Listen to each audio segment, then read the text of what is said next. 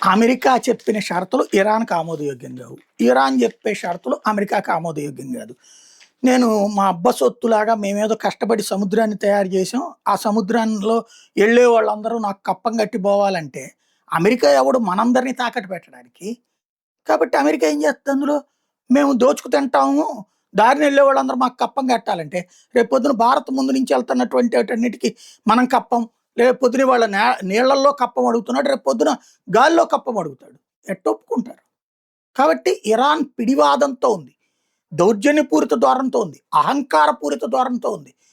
100 బాంబులతో సర్వనాశనం అయ్యి 2 బాంబులు ఎసరగానే అబ్బబ్బబ్బో! ఇరాన్ సక్సెస్ అయిపోయిందని చెప్పే కళ్ళు మూసుకున్నటువంటి కబోదుల కారణంగా రౌడీయిజం చేసి డబ్బులు వసూలు చేస్తుంటే అది గొప్పగా ఫీల్ అవుతున్నటువంటి సామాజిక వర్గపు ఉత్కృష్టమైనటువంటి వ్యవహారాన్ని గొప్పగా నీచంగా దిగజారుస్తున్నటువంటి వేళ కూడా బాధ్యతారహితంగా ప్రవర్తిస్తున్నటువంటి కొంతమంది మతమూర్ఖుల కారణంగా అది గెలిచి ఉండొచ్చు. కానీ ఇక్కడ ఏమీ విజయం లేదు ఇరాన్ది.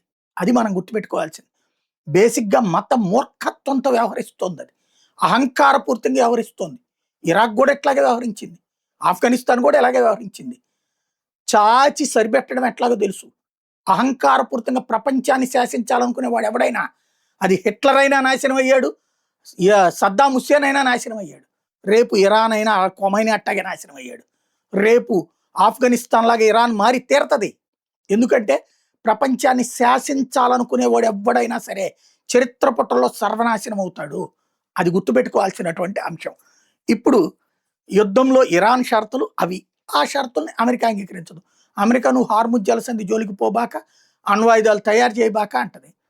అదే సందర్భంలో నువ్వు అమెరికా ఎయిర్ బేస్‌లని తీసేయాలి, అమెరికా సైలెంట్ కూర్చోవాలంటే కుదరదు అది ఆటోమేటిక్‌గా. అమెరికా సైలెంట్ కూర్చుంటే మత పిచ్చగాళ్ళు రెచ్చిపోతారు ప్రపంచం అంతా కూడా. అమెరికా తప్పు చేసినప్పుడు, భారత్ విషయంలో తప్పు చేసినప్పుడు ఖచ్చితంగా వ్యతిరేకిస్తా నేను. ఫస్ట్ నేను భారతీయుడిని. నా దేశ ప్రయోజనాలకు అనుగుణంగా అమెరికా ఉంటే ఒప్పుకుంటా. లేకపోతే దాన్నైనా తిడతా. బట్ నేనిక్కడ మత పిచ్చతో మాట్లాడట్లా. నా దేశం పిచ్చతో మాట్లాడుతున్నా. కానీ ఇక్కడ మత పిచ్చతో మాట్లాడే వాళ్ళతో ప్రమాదం. యుద్ధం ఇప్పట్లో ఆగే పరిస్థితి కనిపించటంలే.